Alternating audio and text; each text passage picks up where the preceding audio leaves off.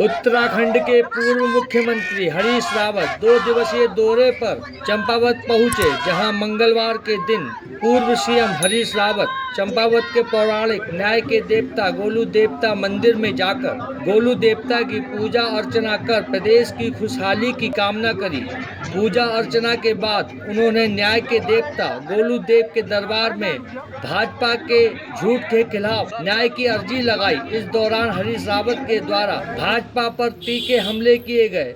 पूर्व सीएम हरीश रावत ने कहा कि भाजपा ने जो उनके खिलाफ महाझूठ बोले हैं, उनके लिए उन्होंने आज चंपावत में न्याय के देवता गोलू देव के मंदिर में प्रार्थना कर न्याय की अर्जी लगाई है। पूर्व मुख्यमंत्री ने कहा 2017 में भाजपा ने उनके खिलाफ झूठ बोला था कि हरीश रावत ने जुम्मे की छुट्टी करी है। फिर 2022 में हवा चलाई थी कि कांग्रेस आएगी तो प्रदेश में मुस्लिम यूनिवर्सिटी खोल दी जाएगी। उन्होंने भाजपा के नेताओं से कहा कि वह दिखाए कि वह आदेश कहां है, कब जुम्मे की छुट्टी संस्थानों में हुई थी।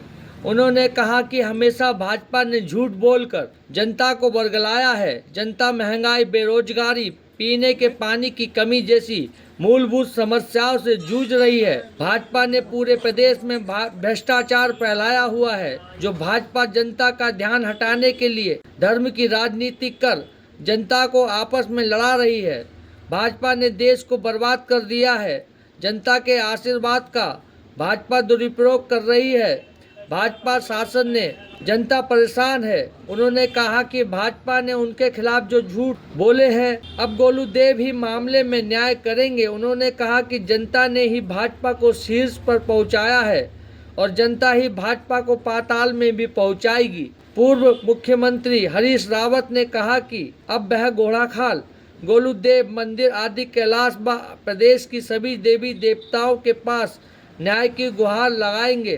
पूर्व सीएम ने पूजा अर्चना के बाद कांग्रेस कार्यकर्ताओं व पदाधिकारियों के साथ बैठक आयोजित करी और कांग्रेस कार्यकर्ताओं से एकजुट होकर भाजपा की मनमानी के खिलाफ जोरदार तरीके से आवाज उठाने की अपील करी।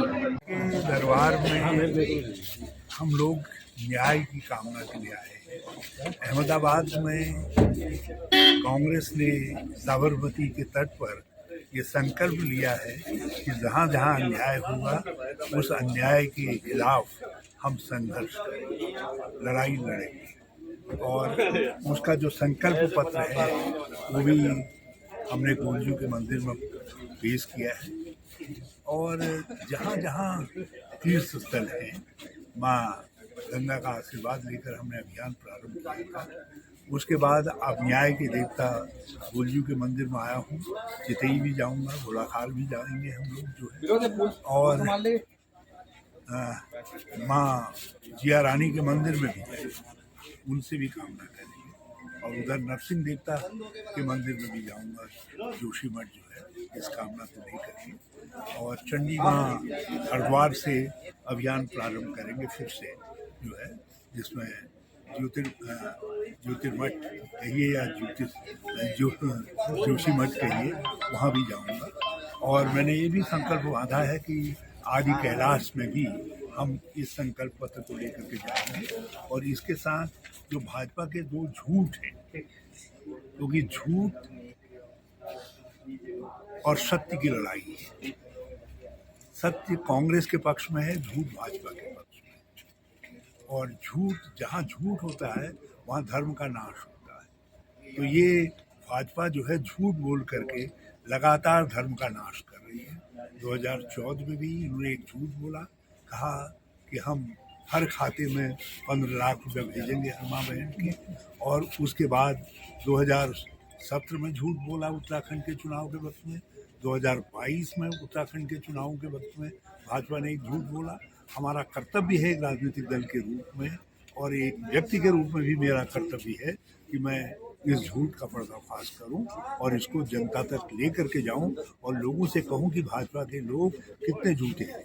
और आज राज्य के अंदर जो एक अजीब सी बेकली है, एक बेबस जैसा लोग अपने को महसूस कर रहे हैं, उदासीनता है, नौजवानों में, माताओं बहनों में निराशा है, भ्रष्टाचार बढ़ रहा है, बेरोजगारी चरम पर है।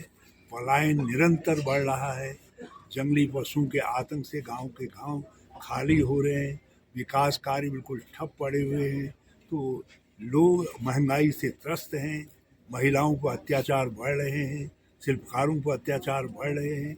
ये सब चीज़ जो है इसलिए हो रहे हैं क्योंकि ये सरकार चाहे 2017 की हो या 2022 की सरकार हो, दोनों झूठ के गर्भ से पैदा हुई है। जब झूठ ऊपर होता है तो फिर झूठ का परिणाम भुगतना पड़ता है, तो ये लोगों को, आगे आने वाली हमारी संततियों को इसका परिणाम न भोगना पड़े, इसलिए इस झूठ का पर्दाफाश करना हमारा कर्तव्य है। मैं उस कर्तव्य को भी लेकर के आगे चल रहा हूँ। तो ये कांग्रेस का जो अहमदाबाद का संकल्प पत्र है जिसमें हमने न्याय की याचना की है, और यहाँ जो मैंने एक संकल्प लिया है कि भाजपा के झूठ का हम पर्दाफाश करेंगे, उसको आज गुरु जी के चरणों में रख करके उनका आशीर्वाद ले करके इस मुहिम को हम आगे बढ़ाएंगे। धन्यवाद।